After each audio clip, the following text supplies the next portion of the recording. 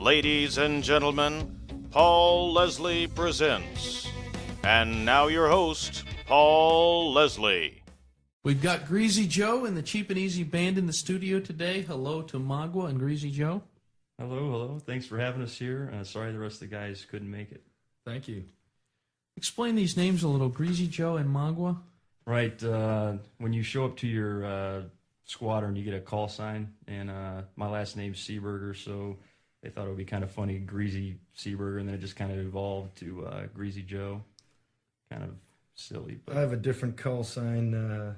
Mine's Sod, however, the band members call me Magua.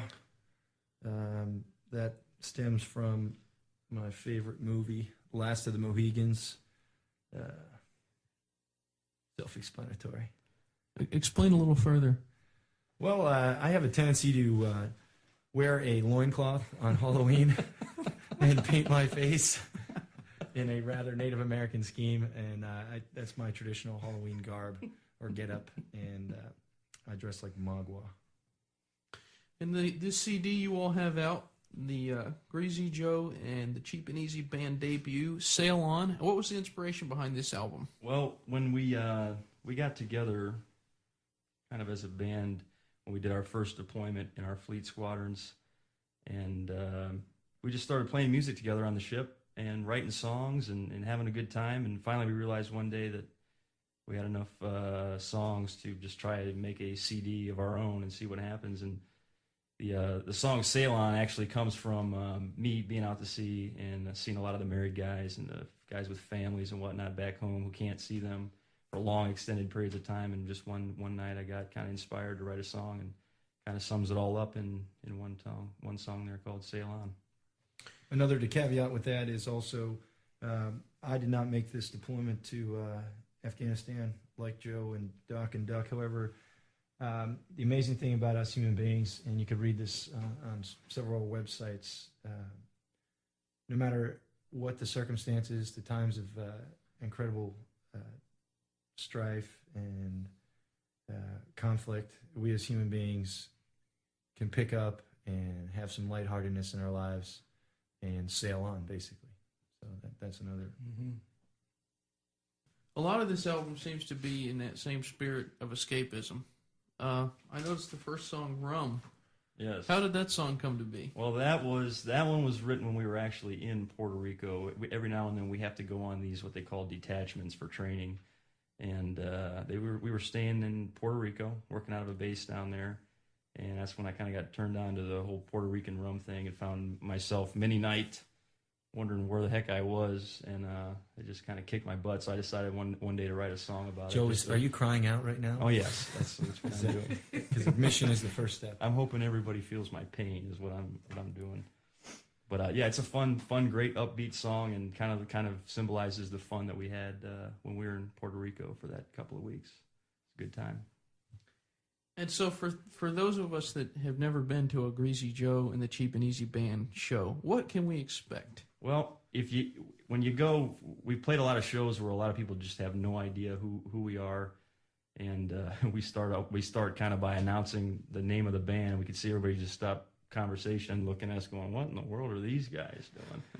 And then we start playing, and most of the time we'll start with some really upbeat songs. You know, we stick to that island theme, that fun, feel-good music type of scheme, and don't really have a hard time capturing people's attention. And the next thing you know, people are clapping and singing along with some of the songs that we do. We do some cover tunes, and then we do our own songs, and just about everyone at the bar needs a cab home.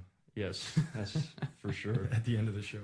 But just a real good time, fun, and kind of take you away, like that whole escapism thing, take you away from thinking about your daily job or whatever, and just go out and have some fun for the night. So who's cheap and who's easy? We get that off. I guess it depends. Yeah, it depends on what mood we're in. Doc is both cheap and easy. Yes, definitely. He's a real doctor? He is. He's actually a real medical doctor. But he's in his orthopedic residency right now up in Bethesda Naval Hospital. He couldn't make it. It's great to have a flight surgeon, because if you got any type of, Joe gets scabs and different types of rashes all over his body the night after a show. So Doc is there to give him a little pick-me-up, a little Z-Pack, if you will. Fix all the cuts and bruises. So what inspired you guys to get this island sound?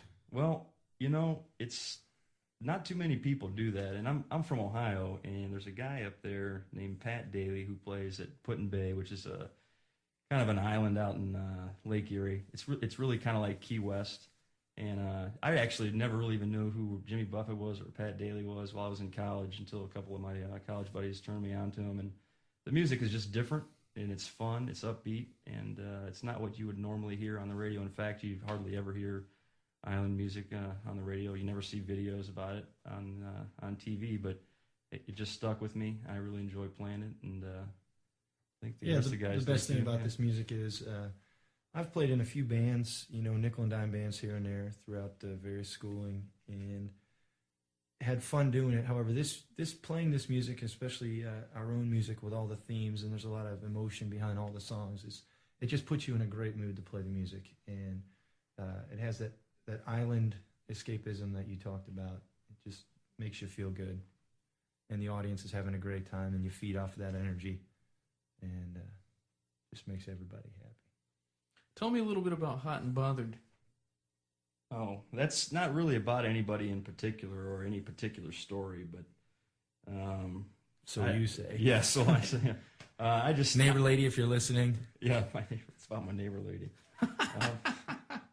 No, I just thought it would be funny to make a song kind of about the conflict between men and women, and the guy that tries to get the girl, but she's kind of playing hard to get, and then finally he gets her, and then realizes that she's running the show, and he's not liking it too much. So I just thought it'd be a fun song to do, not really in particular about any person or people. And I understand you guys are back in the studio and you're working on another album. Yes, that's going to be coming out. The problem is right now we're deploying here soon, and we'll be gone till springtime next year. But while we're deployed, we're going to be working on the next album. We already have the material for it. It's kind of hard to record with where we are, but we're just going to kind of perfect it and get it ready, and it should be on the shelves, hopefully in May. Hopefully May, maybe of, April 2004. Yeah. But that's going to be called Blue Water, and looks to have about 14 tracks songs on it.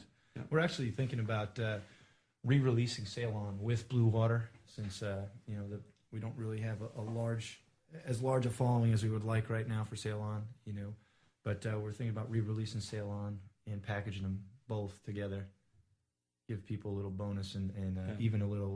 We're going to record a music video when we get back, and there's going to be a little DVD video on one of the CDs. So we got big hopes.